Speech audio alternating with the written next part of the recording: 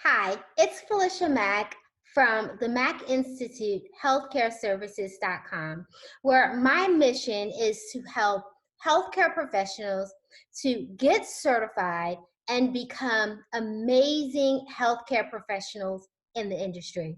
Today, we are talking all about how to be successful on the NCLEX exam. So if that sounds like something that you are interested in, definitely keep on watching. Okay, so let's go ahead and dive in. So if you are watching this, that is telling me that you are preparing for your NCLEX, or you are in a place right now where you are getting to that place where you are taking your exam. And so even if you're taking the exam for the first time or you are a repeat tester, I want you to understand that today I'm going to be sharing with you 5 test taking strategies that are definitely going to be able to not only give you the confidence that you need to be successful, but will be sure to raise your score on the exam. So grab your notebooks and let's get ready to dive in. So the first thing that I want to say is when you are taking your NCLEX and when you are taking your practice questions, I want you to, and specifically your practice questions, I want you to aim for 60 seconds. 60 seconds. So when you take practice exams, for example, with the NCLEX, try to spend about 1 minute on each question.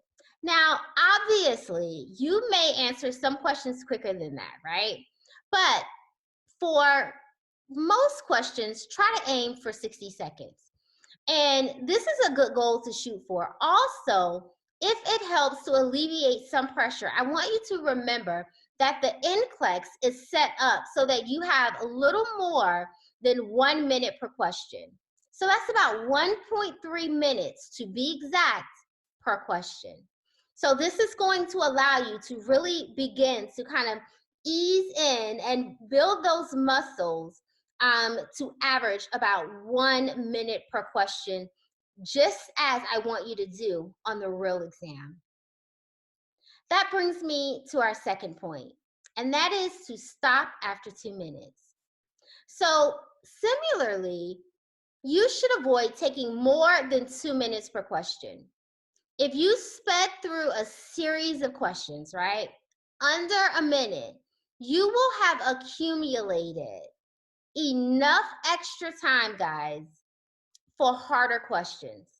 But even so, you should set this time limit. It is very important. 2 minutes is a very long time. I know it may not seem like it, but it is. So if you can't figure out the answer by then likely you don't know the answer. And strategically, you really just need to move on. As hard as it is, trust me, move on. Number 3, avoid second guessing your answers. Sometimes with a jolt of inspiration, you'll remember the exact calculation, or maybe you'll remember the word that you need to answer a question, or you'll remember something that may have stumped you. If so, that's great. Change your answer if that's the case, right? But I want you to make sure that you do not change an answer before you submit it. I'm going to say that again. Do not change an answer before you submit it. You're going to second guess yourself on questions where you never feel certainty. That's common. But you need to have a reason for changing your answer. And that makes more sense to you than that first inclination. Otherwise, you will often switch your answer to the wrong answer. And I do not want you to make that mistake. That is probably the number one mistake that most individuals make, and you cannot afford to do that. Okay? Number 4, remember is random. You may be like, what? What's random? Well, the answer to each question is randomized by the computer. So your answer option strategy should be to abandon strategizing. Did you catch that? Do not always guess option 3 if you don't know the answer. That is not the way to do it on the NCLEX. All right? And don't avoid option 3 just because you chose it for the past like 2 to 3 questions. Again, that is not the right way to do it on the NCLEX. All right? Now, you want to make sure that you are focused on not creating patterns in your mind that you think the test is doing, or that a strategy that you're making up. It is not the case. Scientists and other people that work with random numbers like to say that randomness is clumpy, okay?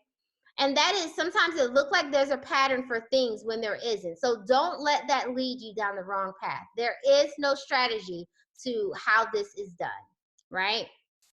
And number 5 is, remember, you can't go back. You cannot go back, okay? So when analyzing a question, eliminate the options that you can. Choose the best answer and move on. Move on emotionally, move on strategically. Even when you feel evenly split between 2 options, I want you to know that it is wiser to keep going through the exam than to sit and worry over a question, right? Especially if it's taking you more than 2 minutes. I definitely do not want you to do that, okay? So don't worry, don't obsess over a question. I want you to release that question and move on. Very, very important, okay? Because if not, that is just going to distract you throughout the remaining of the exam, and it's going to affect your score. Let it go, especially if you don't know it, right? Let it go, okay? So I hope that you found these 5 tips to be very useful, and that as you're going through your practice questions, that you absolutely put them into use. If you need more tips or you need additional assistance on your exam prep, make sure that you visit the MackInstituteHealthcareServices.com. We will be more than happy to assist you in all of your endeavors. Again, I am Felicia. I am CEO and founder of the Mack Institute Healthcare Services, and I look forward to helping you facilitate your success on your exam.